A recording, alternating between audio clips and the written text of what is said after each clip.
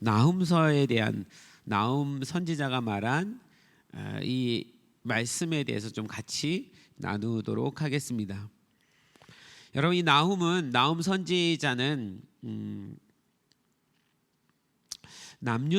남유다의 선지자였거든요.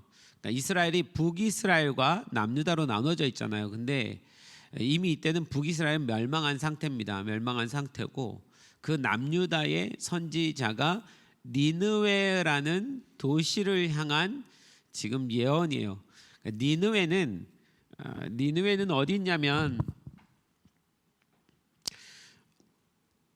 아수르라는 나라 안에 수도 역할을 하는 도시가 니느웨입니다. 그러니까 우리가 대한민국이라는 나라 안에 서울이라는 수도가 있잖아요. 그런 것처럼 니느웨는 아수르를 대표하는 도시입니다. 그래서 니느웨를 향한 예언의 말씀은 곧 아수르를 향한 예언의 말씀인 거예요.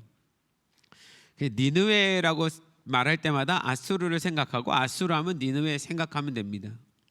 우리 한국 그러면 전 세계 있는 모든 사람들이 서울을 생각하는 것처럼, 나훔 선지자가 이렇게 외칩니다. 니느웨야, 너를 무너뜨리는 자가 내 앞에 이르렀다. 하나님께서 니느웨를 무너뜨리기로 결정하신 거예요. 그래서 나훔에게 그것을 선포하게 하십니다. 너도 이제 망하였다. 너는 이미 적군들에게 포위되어 있다. 이제 니느웨를 무너뜨리기 위해서 한 나라가 준비되고 있다는 얘기를 하는 거예요. 여러분, 그 나라가 어디입니까? 아수르가 어디에게 멸망당했죠? 아수르는 바벨론에게 멸망당했어요.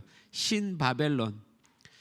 그래서 그 바벨론이 지금 일어나서 니느웨를 치려고 준비하고 있는 상황에 있는 거죠.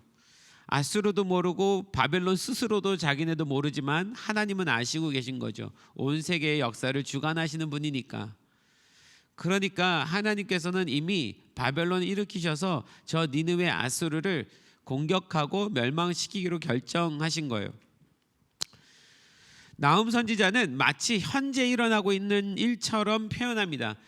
근데 이건 예언사예요. 앞으로 일어날 일입니다. 아직 지금 진행된 일이 아니에요. 그런데 현재 벌어지고 있는 것처럼, 눈에 보고 있는 것처럼 나훔 선지자가 말을 해요. 성을 공격하는 용사들의 방패는 아침 햇빛을 받아 붉게 번쩍인다. 공격이 시작되었다. 몇십 년 후의 일인데도 공격이 시작되었다 이렇게 표현해요. 번쩍번쩍 빛나는 그들의 전차들은 바벨론의 전차들이죠. 뽐내며 달리는 군마들이 끌고 줄줄이 전진해 나간다. 엄청난 군대가 지금 이 니느웨를 향해서 다 달려오고 있는 거예요. 공격하는 자는 특공대를 생각해냈다. 어떻게 전쟁을 치룰 건가지도 하나님은 다 아시는 거죠. 바벨론은 특별한 특공대를 만들어내고, 이들은 넘어질 듯이 달려서란 말은 엄청나게 빨리 달리는 거죠. 넘어질 듯이. 일순간에 성벽에 이르렀다. 한순간에 성벽에 이르렀다. 무슨 얘기입니까? 니느웨가 준비를 못한 상태로 갑자기 전쟁을 치르게 된다는 거예요. 왕궁은 삽시간에 지진이 일어난 듯하다. 한 번에 지진이 일어나서 무너지는 것처럼 한 번에 무너져 버렸어요. 항거 한 번 못하고 그냥 그대로 게임 끝입니다. 니느웨는 그대로 멸망해 버렸어요. 이어서 나훔 선지자는 전쟁에 패한 니느웨에서 어떤 일이 일어난지에 대한 광경에 대해서 잠깐 설명을 합니다. 니느웨의 왕비는 발가벗긴 채 끌려나와 노예의 행렬을 이끌고 간다. 이 아수르의 왕비가, 니느웨 왕비가 온몸이 다 벗겨진 상태로 맨 앞에서 그 노예들, 백성들과 함께 줄줄이 끌려가는 장면을 보여주는 거예요. 얼마나 비참합니까? 얼마나 치욕스러운 일입니까? 이런 일들이 일어날 거다. 니느웨는 물 빠지는 호수처럼 주민들이 모두 도망을 친다. 홍수가 범람했다 물이 빠질 때 엄청난 속도로 빠지는데, 그 속도처럼 주민들은 도망을 간다. 공격자들아, 은을 약탈하고 금을 약탈하여라. 바벨론의 모든 사람들이 들어와서 니느웨는 모든 사람들의 경제권들, 그들이 가진 모든 것들을 약탈하기 시작합니다. 니느웨는 아무것도 남지 않는 거죠. 털털 털리고 탈탈 약탈을 당하여 남은 것은 황폐한 쓰레기 더미뿐이다. 결국 니느웨에 남는 것은 쓰레기 더미만 딱 남는 거예요. 이게 이제 지금 니느웨에 대한 하나님의 예언의 말씀이죠. 니느웨는 왜 멸망당해야 했던 걸까요? 니느웨는 왜 멸망을 당해야 됐나요? 여기서 왜라는 말이 중요한데, 왜냐하면 이 모든 성경 말씀은 지금 우리가 살고 있는 이 시대를 대변해 주고 있거든요. 그래서 이 말씀을 통해서 우리가 우리 시대를 돌아보라고 하나님 주신 말씀이거든요. 자, 아수르는 520년이라는 시간 동안에 아시아 전체를 다 호령했던, 그런 지배했던 역사를 가진 제국입니다. 사실 이 아수르 니느웨라는 이 나라가 세상에서는 존재하지 않는다고 생각했어요. 성경에는 아수르 니느웨가 나오지만 그 흔적을 고고학적으로 찾아내지 못했기 때문에 세상 사람들은 성경에 대해서, 성경의 역사성을 인정하지 않기 위해서, 봐라, 니네 성경에 나오는 아수르라는 나라가, 제국이 이 땅에 존재하지 않잖아, 어떤 역사에도 없잖아, 그러니까 성경은 허구야, 이럴 때 사용하려고 이 니느웨가 이 세상에 존재하지 않았어, 이렇게 말했었는데, 영국의 고고학자 레이어드라는 사람이 1846년부터 약 7년간 니느웨를 발굴하기 시작했습니다. 그러면서 니느웨가 한 2000년 만에, 2000년이 좀 더 지나서죠, 2500년 만에 이 지구상에 등장한 거예요. 그래서 사람들이 깜짝 놀란 것이, 성경에만 기록된 니느웨라는 도시, 그리고 아수르가 실제로 존재하는 나라였구나, 도시였구나라는 것을 이 발굴을 통해서 알게 된 거예요. 그래서 이 아수르 니느웨를 연구하는 모든 학자들은 제일 중요한 컨텍스트가 뭐가 됐냐면 성경이 된 거예요. 이 성경을 통해서 그들도 이 니느웨를 연구할 수밖에 없게 된 거죠.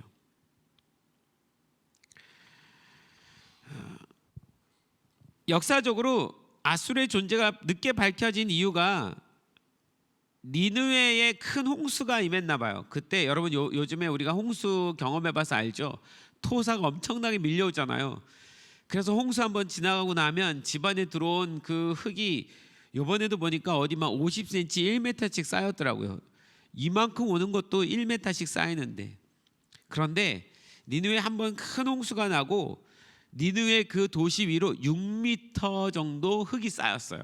그래서 6m 밑에 잠겨버린 거예요, 니느웨가. 그래서 세상 사람들이 니느웨의 존재를 몰랐던 겁니다.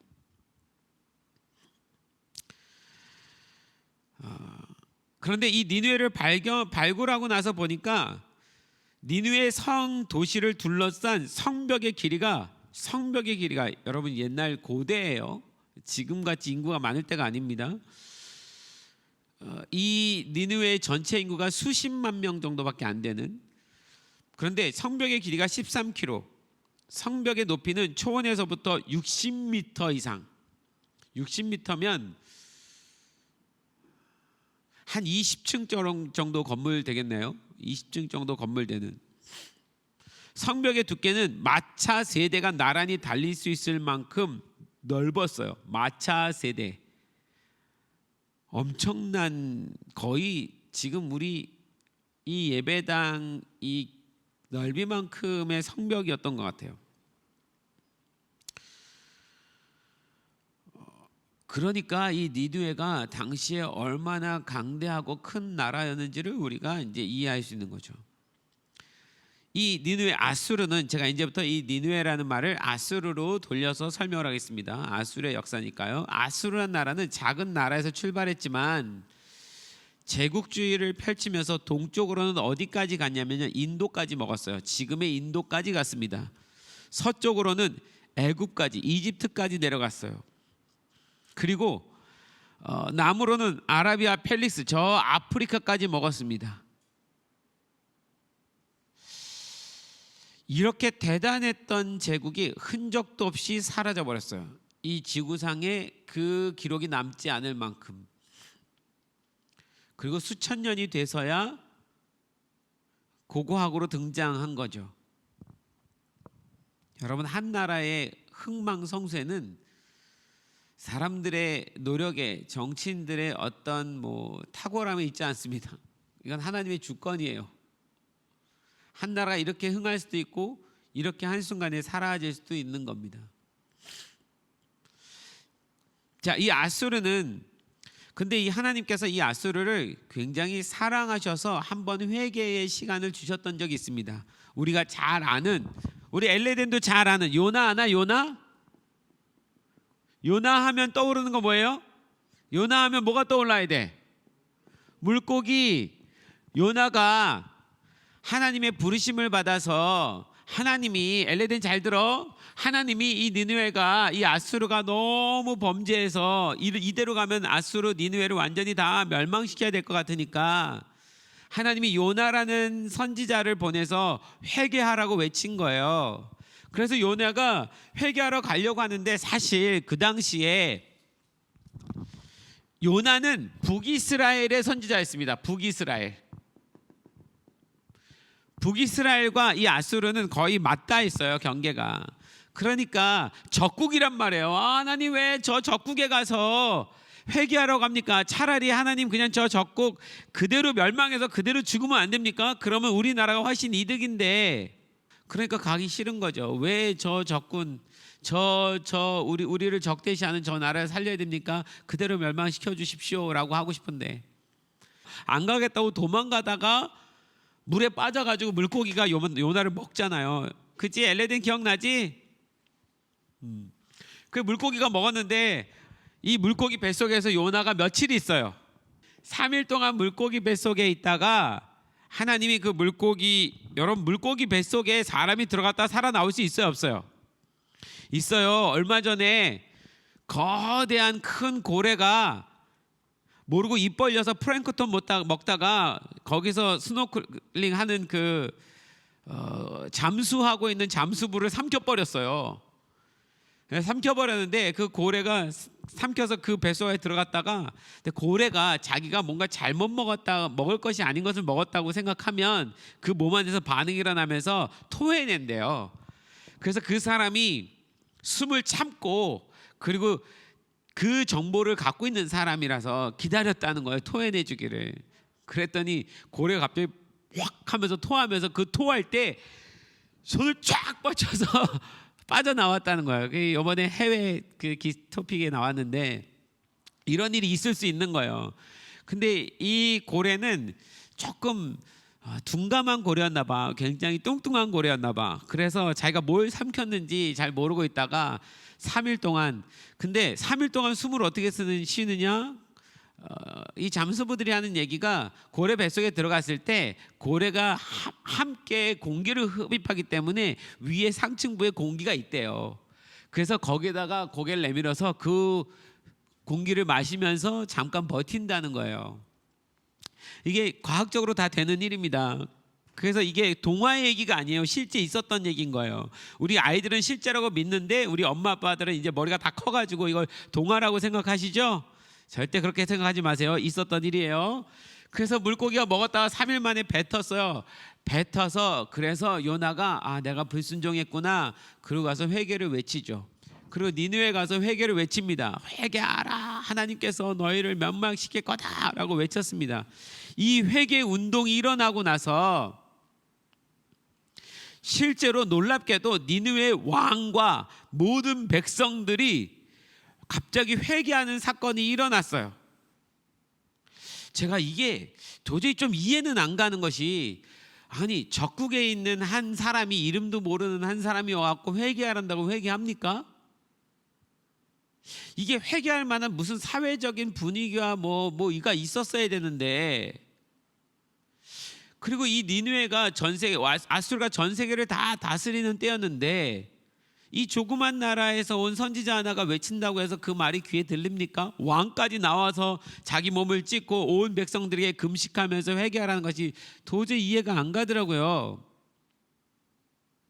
근데 역사를 보니까, 자 보십시오. 이제 제가 오늘 칠판을 준비한 건 이것 때문인데,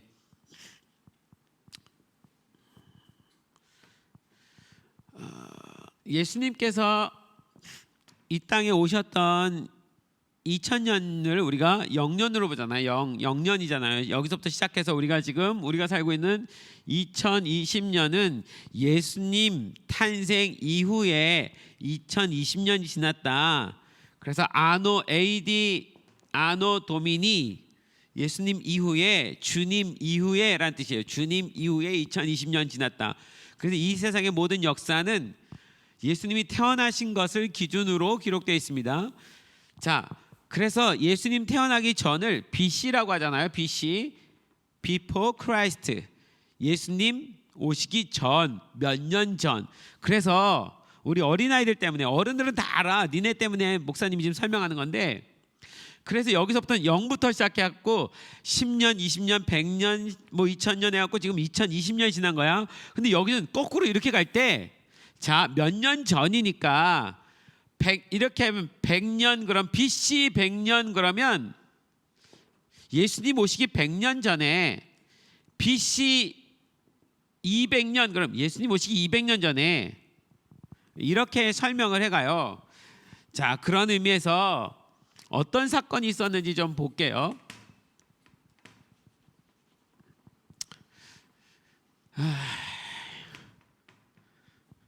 자, 이 요나 선지자가 활동했던 시기가 BC 793년에서 753년이래요. 자, 예수님 이전에 몇 년 전에 BC 793년에서 753년 요 기간 안에 요나라는 선지자가 활동을 했어요. 그러니까 요나가 지금 아수르에 가끔 회개하라라고 외치는 이 시간인데 요 기간 안에 무슨 일이 있었냐면 793년에서 753년 사이에 765년에 어떤 일이 일어나냐면 큰 전염병이 돌았대요. 그리고 2년 뒤에 763년에 어떤 일이 일어나냐면 개기일식이 일어나요. 일식이 일어나는 건 태양이 달에 가려졌는데 지금 우리는 달이 태양을 가렸구나 이렇게 생각하지만 고대에는 어떤 신이 우리를 재앙을 내리기 위해서 태양을 가려버렸구나, 우리에게 어둠을 줬구나 이렇게 생각하는 거예요. 그래서 이 개기일식이 일어나가지고 다들 두려워하고 있을 때예요. 그리고 이 73년에 전염병이 한 번 더 일어나요.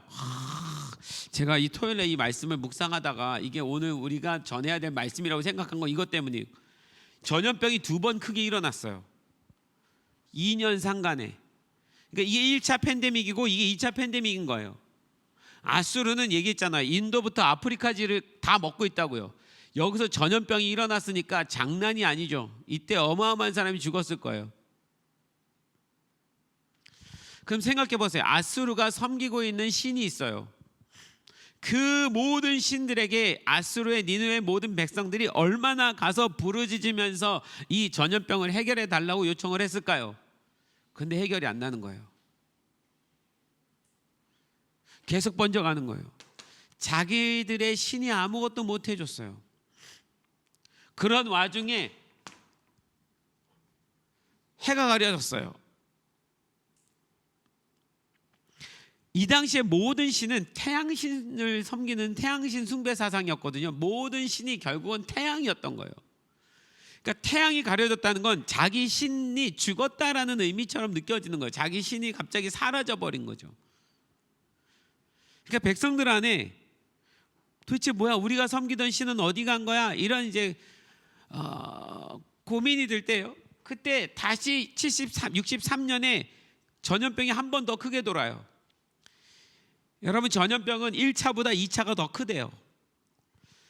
그래서 지금 이 시간이 우리에게 정말 중요한 것은 지난번 1차 일어났던 팬데믹 이 전염병의 확산에서 지금 2차로 일어나는 건 더 크게 일어날 수밖에 없는 상황인 거예요. 전 세계가 다 같이. 이런 상황에 전염병으로 모든 사람이 죽고 나라는 다 엉망이 되고 우리처럼 못 움직이고 경제도 멈추고 죽으니까 농사 못 짓고 농사 못 지으니까 흉년 오고 또 굶고 난리가 난 거죠. 이 난리가 나는 상황에 누가 온 거예요 지금? 요나가 온 거예요. 그래 회개를 외친 거예요. 그러니 전 국민이 왕이 그 말을 들을 수밖에 없었습니다. 자, 요나서 3장 4절부터 11절을 제가 한번 읽어볼게요. 요나가 그 성읍에 들어가서 하루 동안 다니며 외쳐 이르되 40일이 지나면 니느웨가 무너지리라 하였더니 야 40일이 지나면 무너질 거야. 평소 같으면 콧방귀도 안 낄 텐데 지금은 진짜 무너지기 일보 직전인 거예요. 니느웨 사람들이 하나님을 믿고 금식을 선포하고 높고 낮은 자를 막론하고 굵은 베옷을 입은지라. 말이 안 되는 일이 일어났어요. 전염병 때문에. 왕과 그의 대신들이 조서를 내려 니느웨에 선포하여 이르되 사람이나 짐승이나 사람, 짐승, 소떼, 양떼 아무것도 입에 대지 말지니 곧 먹지도 말 것이고 물도 마시지 말 것이며 사람이든지 짐승이든지 다 굵은 베옷을 입을 것이요 힘써 하나님께 부르짖을 것이며 각기 악한 길과 손으로 행한 강포에서 떠날 것이라. 회개해라, 금식해라, 물도 입대지 마라. 사람이나 짐승이나 아무도. 지금 우리는 그 하나님께 돌아갈 때이다. 우리의 신이 우리를 구원하지 못했지만 하나님이란 신이 우리를 구원하러 오셨다고 하니까 우리가 그 하나님 앞에 나아가자. 그러면서 이렇게 얘기합니다. 하나님이 뜻을 돌이키시고 그 진노를 그치사 우리가 멸망하지 않게 하시리라. 그렇지 않을 줄을 누가 알겠느냐 한지라. 하나님이 그들이 행한 것 곧 그 악한 길에서 돌이켜 떠난 것을 보시고 하나님이 그 돌이켜 악한 곳에서 떠난 것을 보시고 하나님이 뜻을 돌이키사 그들에게 내리리라고 말씀하신 재앙을 내리지 아니하시느니라. 전염병까지 싹 걷어가신 거죠. 여러분, 전염병은 어떻게 해결됩니까? 회개하고 기도해야 해결되는 거예요. 나라에서 열심히 방역해서 되는 것 중요하지만 우리는 성경을 믿는 사람이잖아요. 성경대로 해석한다면 전염병은 회개하고 기도해야 해결되는 문제예요.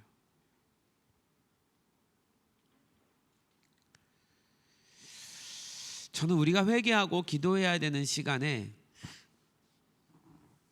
회개하고 기도하기보다 정치적인 싸움을 하고 있는 교회에 대해서 하나님이 뭐라고 지적하고 계시는 건 아닌가라는 생각을 합니다. 니네가 정말 해야 될 것이 무엇인가? 요나서 4장 11절에 하물며 이 큰 성읍 니느웨는 좌우를 분변하지 못한 자가 12만 명이나 있지 않느냐? 가축도 많이 있나니 내가 어찌 아끼지 아니하겠느냐? 하나님의 말씀이에요.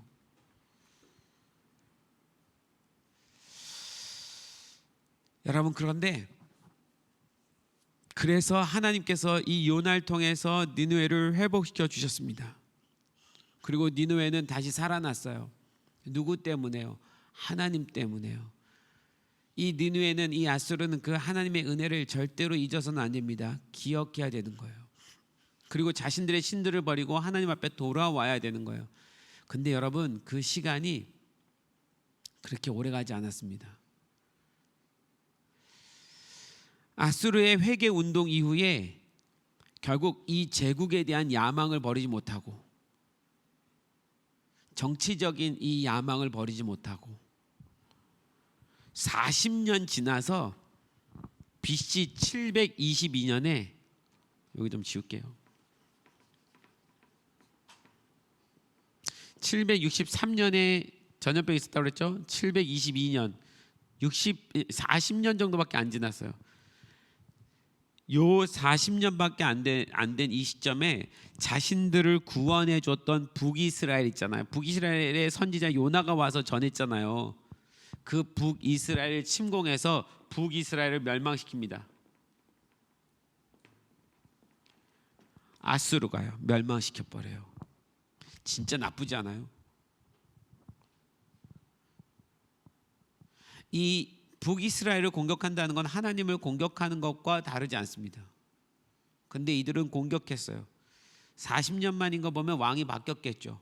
왕이 바뀌니까 그 왕은 그 전에 있었던 걸 자기가 실감한 게 아니니까 몰랐겠죠. 백성들도 한 세대가 바뀌죠. 그때는 30살, 40살이면 한 세대가 바뀌었으니까. 한 세대 만에 하나님을 대적해서 북이스라엘을 멸망시켜 버립니다. 그리고 다시 타락의 길로 들어가요.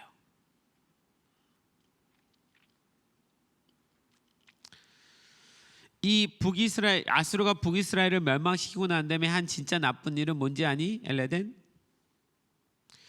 그 아수르가 자기 민족의 사람들을 이 북이스라엘의 사마리아라고 있잖아. 사마리아에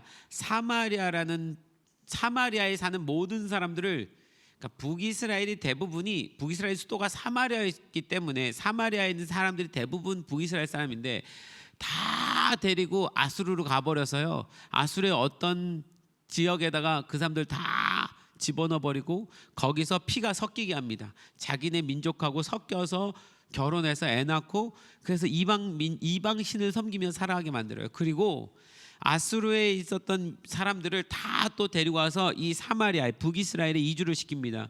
그래서 북이스라엘 사람, 이스라엘 사람과 그 아수르 사람을 결혼을 시켜서 피를 섞어버려요.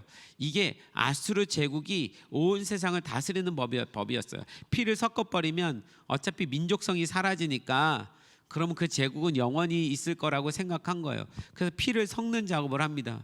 문제는 그 피를 섞는 것이 결혼하면서 다 섞어버리면서 그 이방 우상을 섬기는 문화들을 다 갖고 들어와요. 그래서 북이스라엘이 완전히 이방화돼 버립니다. 그래서 예수님 당시에 저 사마리아를 이방이라고, 즉 갈릴리를, 북이스라엘에 그 있는 갈릴리 지방을 이방이라고 그렇게 표현했던 거예요. 그렇게 나쁜 일을 이 아수르가 행합니다. 이거는 마치 일본이 우리나라에 들어와서 천황 숭배 사상을 가리키고 교회에게 천황을 숭배하라고 말하는 거랑 똑같은 거예요.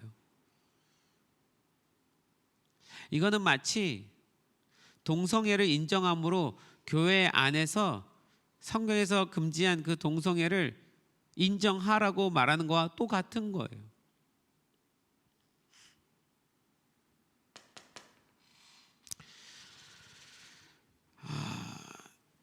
그래서 이 722년 지난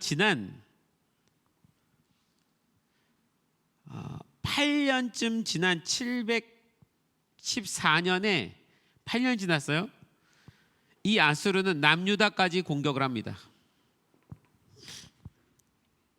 남유다까지 먹어버리려고요.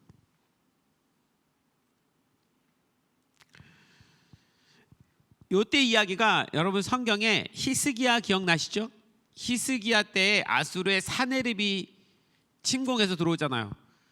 그때 히스기야가 하나님 앞에 정말 간절히 온 백성들 다 회개시키고 기도시키고, 그래서 사네립이 수십만 대국을 끌고 왔다가 한 번에 하나님께서 어떻게 하셨습니까? 천사들을 통해서 다 그들을 죽여버리셨죠. 그런 놀라운 기적의 사건이 일어납니다. 그때가 이때예요. 하나님이 원치 않았던 거예요. 하나님이 공격하기를 원치 않았던 건데 그들이 쳐들어왔다가 패배하고 돌아갑니다. 그리고 나서 BC 626년, 약 몇 년쯤 있죠? 100년이 채 못 가서 이 아수르는 바벨론에게 멸망당합니다. 바벨론에게 멸망당해요. 그러면 이 나훔 선지자는 언제 사역한 사람이냐면 요 시기 가운데 나훔이라는 선지자가 외친 거예요. 자, 요나는 요때, 나훔은 이때. 요 기간이 한 150년 정도 차이가 나요. 그러니까 요나 선지자가 회개를 외치고 회개하고 난 다음에 40년 만에 그 하나님을 잃어버리고 북이스라엘 남유다를 공격하면서 들어오고 150년 만에 멸망해버린 거예요. 그게 아수르 니느웨의 역사입니다. 이 니느웨가 이 나훔 요 시대 때 요때 얼마나 타락했는지 오늘 본문 3장에 나와요. 사람을 죽인 피로 얼룩진 니느웨 도성은 멸망하고야 만다. 도성 전체가 온갖 거짓으로 가득 찼고 불법과 불법이 폭력과 불법이 온통 가득 차 있다. 사람을 끌어다 죽이는 일이 하루도 끊이지 않고 있다. 매일매일마다 죽는 사람들, 서로 타락해서 폭력, 불법 때문에 온 도시가 다 거짓으로 가득 찼대요. 니느웨가 이렇게 멸망하게 된 것은 창녀처럼 죄를 많이 지은 까닭이다. 그는 아름답고 사람을 홀리는 힘이 강하며 음탕한 몸으로 무백성을 미혹하고 사람을 홀리는 매력으로 온갖 족속들을 멸망의 길로 올가 넣었다. 여러분, 이 이야기가 지금 니느웨만의 이야기가 아닌 것이, 우리가 매일같이 살인 사건들의 이야기를 접하고 점점 가면 갈수록 엽기적인 살인들이 일어나고 사람들이 분노가 가득해서, 하물며 이번에 여러분 119 앰뷸런스 차까지 막고 못 가게 막는 어떤 사람들이 나타나고 자기 분을 못 이겨서 폭력과 불법이 막 난무한 세상에 우리가 살고 있잖아요. 니느웨만의 이야기가 아닌 거죠. 지금 이 니느웨를 읽고 있는데 우리 시대를 말해주는 것 같아요. 온갖 거짓이 난무하고 정치인들부터 저희 같은 종교인들까지 얼마나 많은 사람들의 것을 빼앗으면서 살아가는 사람들입니까?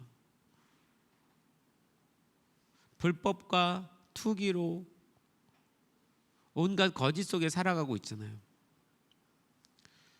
그럼에도 불구하고 하나님 마지막에 니느웨를 끝까지 지켜보시고 더 이상 안 되겠다라고 한 건 음란 때문이었어요.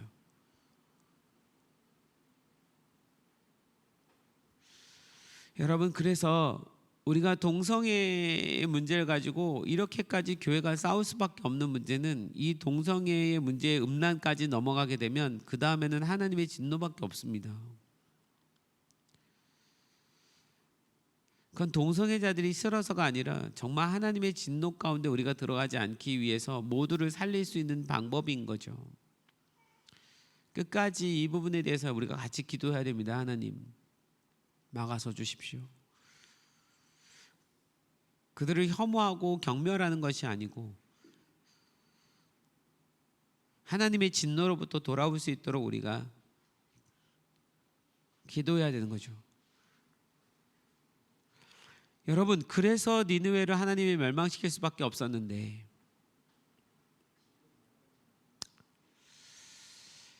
그 하나님께서 이 니느웨에 대해서 어떤 심판을 내리시겠다고 오늘 3장에 말씀을 하고 있냐면, 하나님은 니느웨의 더러움을 드러내셔서 세계 만민 앞에서 부끄럽게 만드시겠다고 하셨어요. 국제사회로부터 완전히 고립시키고 외면당하고 한 나라로서 존립할 수 없게 만들겠다. 여러분, 우리는 정치적이지 않지만 하나님은 이 세상의 역사의 주관자이시기 때문에 한 나라가 흥하고 한 나라가 망하게 하는 건 하나님의 뜻인데, 한 나라가 흥하는 것은 하나님의 뜻에 맞을 때 하나님께서 흥하게 하시는 것이고, 한 나라를 무너뜨릴 때는 하나님에게 대적하는 나라가 됐을 때 무너뜨리시는 거예요. 제가 이 글들에 있는데, 하나님께서 나는 니느웨를 국제사회에서 완전히 다 고립시켜 버릴 거야, 외교적으로 아무도 너희를 도와주지 않을 거야, 이런 표현을 성경에 쓰십니다. 그 어떤 나라도 외교적으로 너희를 도와주지 않을 거야. 여러분, 우리나라는 진짜 참 은혜 속에 사는 나라인데, 우리가 1950년 6.25 전쟁이 일어났을 때 이름도 모르는 연합군 16개국 사람들이 지구상에 존재하는지도 몰랐던 대한민국이라는 이 작은 나라를 살리기 위해서 함께 와서 싸워줬습니다. 국제사회가요, 진짜 은혜죠. 3년 전인가요? 아프리카 에티오피아를 갔는데 진짜 깜짝 놀랐어요. 그 에티오피아 그 도시의 중심부에 6.25 참전 용사 기념탑이 있더라고요. 갔더니 그 에티오피아 그 수많은 군인들이 이 대한민국을 지켜주기 위해서 많은 사람들이 싸우다 죽었어요.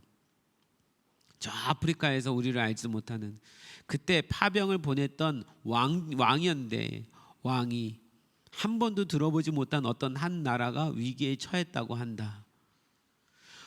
우리나라도 그런 위기에 있을 때 나는 전 세계에 도움을 요청했지만 아무도 우리나라를 와서 우리를 도와주지 않았다. 이럴 때 우리가 그 나라를 도와준다면 그것이야말로 정말 하나님 원하신 일이 아닌가. 그래서 와서 도왔대요. 이름도 모르는 나라에. 여러분, 국제사회가 도와주는 거 정치적인 역량이 아니라 그건 하나님이 하신 일입니다. 우리나라가 국제적으로 어떤 도움을 입는 건 하나님의 은혜 가운데 있을 때 하나님이 행하시는 일인 거예요. 그래서 여러분, 혹시 그 은혜가 하나님께서 그 은혜를 좀 접으시고 우리에게 무언가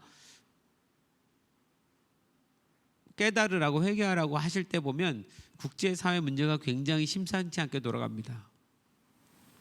그럴 때 우리 뭐 해야 되죠? 다시 주님께서 돌아오셔서 인도해 주시기를 하나님의 은혜를 기도해야 되는 거죠.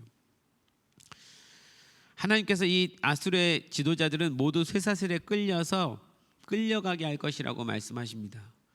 하나님을 대적했던 모든 지도자들의 마지막 결론은 이렇게 될 것입니다. 하나님 없이 나라를 다스렸던 모든 사람들의 결론은 이렇게 될 수밖에 없는 거죠. 그래서 저는 그 정치 모든 지도자들이 하나님을 두려워하는 마음으로 좀 돌아왔으면 좋겠어요.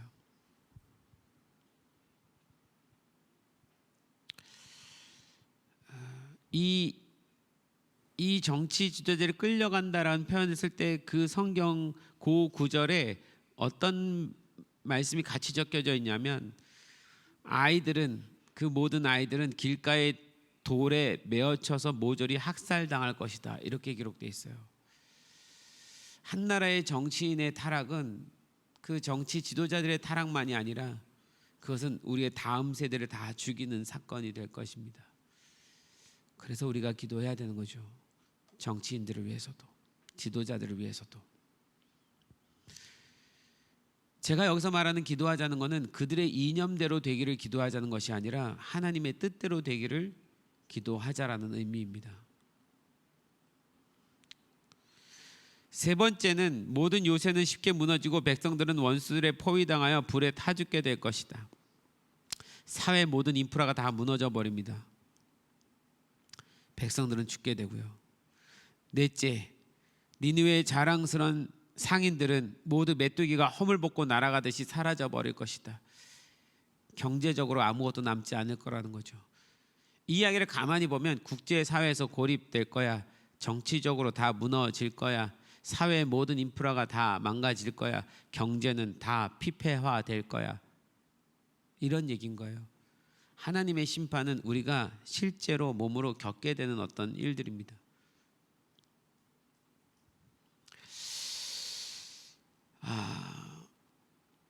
자, 여러분, 저도 이번에 나훔서를 묵상하다가 니느웨에 대한 이야기를 보다가 처음으로 니느웨가 이 전염병에 휩쓸려서 나라가 망해가고 있었던 적이 있었구나라는 것을 깨닫게 됐습니다. 그래서 이 일이 예사롭지 않게 느껴지는 거예요. 그 니느웨 아수르를 하나님께서 살리실 때는 그들이 회개하고 돌아오셨을 때 하나님께서 살려주셨고 그들이 회개하지 않았을 때 멸망하게 하셨습니다. 근데 이 아수르 니느웨 사건의 이야기가 그 당시에는 한 나라의 어떤 사건의 이야기였을지 모르겠지만 지금은 전 세계 사건의 이야기가 된 거예요. 우리나라만의 문제가 아닙니다. 그러면 지금 하나님은 전 세계의 모든 사람들에게 경고하고 계신 거예요. 특별히 누구에게 경고하고 계십니까? 당신을 믿는 백성들이요, 자녀들이요, 교회요. 지금 교회가 해야 될 일이 뭡니까?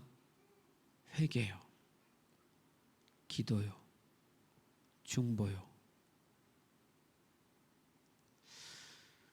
요나가 아니었다면 니느웨는 멸망했을 거예요. 그러나 하나님은 요나를 부르셨어요. 여러분, 예수님께서 바리새인들이 네가 하나님의 아들인 표적을 보여달라라고 말하니까 그 표적은 뭐라고 말했습니까? 내가 요나의 표적 외에는 보여줄 게 없다. 요나가 물고기 뱃속에 들어갔다 3일 만에 살아난 것처럼 나도 십자가에 죽었다 하면 3일마다 살아날 거다. 그게 표적이다. 무슨 얘기입니까? 그 당시 요나는 예수님인 거예요. 그리고 그 요나는 지금의 교회인 거예요. 그리스도의 머리에 붙어있는 몸인 교회예요. 그러면 하나님께서 지금 우리에게 무엇을 말하시는 겁니까? 회개하라고요. 기도하라고요. 하나님께 돌아오라고요. 지금 우리가 세상을 향해서 돌아오라고 말할 때가 아닙니다. 우리가 먼저 돌아와야죠. 교회가 먼저 돌아오고 회개하고 하나님께서 이 교회를 다시 인정해 주시면 그제서야 우리가 세상을 향해서 돌아오라고 말할 수 있는 사람들이잖아요. 근데 우리가 회개하지 않고 우리가 우리를 돌아보지 않고 세상을 향해서만 말하고 있는 건 아닌가? 제가 저를 볼 때도 그래요. 문득 이게 화가 이렇게 올라와요. 솔직히 목사로서 지금의 이 교회에 대한 어떤 태도는 정말 마음이 어렵습니다. 이 모든 일들이 교회가 우리가 하나님 앞에 올바로 서지 못했기 때문에 이 사회가 타락하는 거지.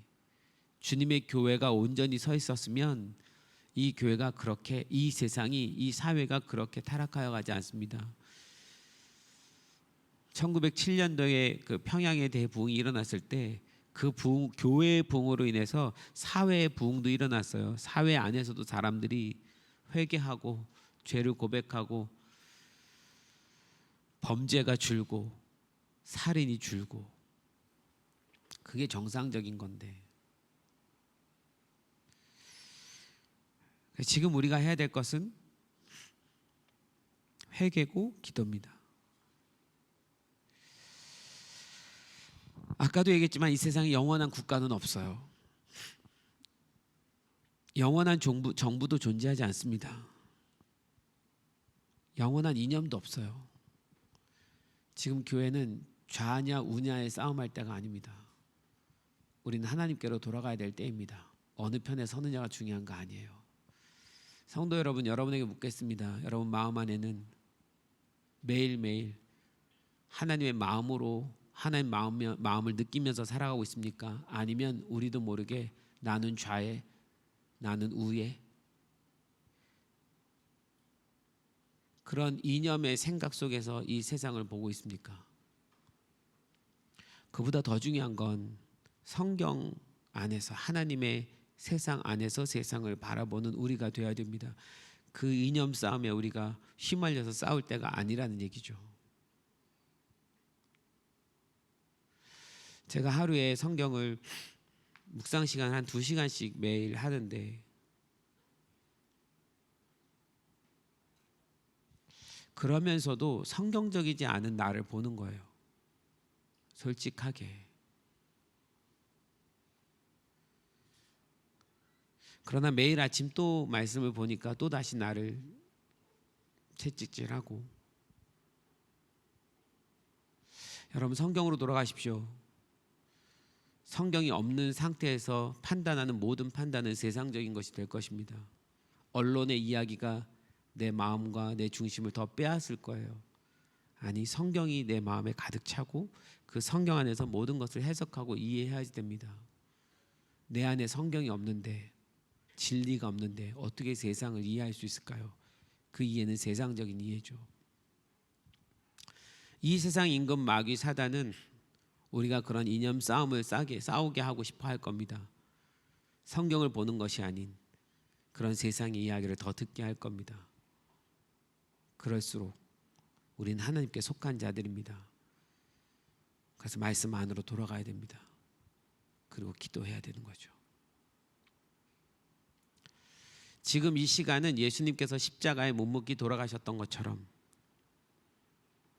우리도 이 땅에서 묵묵히 십자가를 지고 이 전염병의 문제와 우리 이 나라의 모든 문제에 대해서 우리가 우리의 죄로 인정하고 예수님께서 그 우리의 죄를 대신 짊어지신 것처럼 이 사회의 이 민족의 모든 죄를 우리가 짊어지고 십자가로 나아가서 회개하고 용서를 구하고 기도해야 되는 거예요. 우리가 예수님이 되어야 되는 시간이죠. 정치적인 소리를 바랄 시간도 아니고 종교적인 자의 입장에서 외칠 것도 아니고 예수님의 그 십자가에서 함께 못 박히고 함께 부활해야 되는 시간입니다. 그러려면 여러분 스스로 말씀을 먹고 살아야 됩니다. 이제 누군가 여러분을 먹여서 입혀주고 하지 않습니다. 여러분 스스로 먹지 않으면 굶어 죽을 날이 올지도 모릅니다. 하나님께서 만나를 이미 세상에 내려주셨는데 거들어 안 가면 굶어 죽는 거죠. 이미 우리에게 말씀을 주셨는데 안 보면 죽는 거죠. 주님 다시 오셨을 때 누가 준비되었는지, 누가 굶지 않고 잘 먹고 잘 살았는지 주님 오시는 날 답 한가름 날 겁니다. 그래서 스스로 말씀 안에서 주님 안에서 잘 살아가는 연습들을 꼭 잘 하셨으면 좋겠습니다.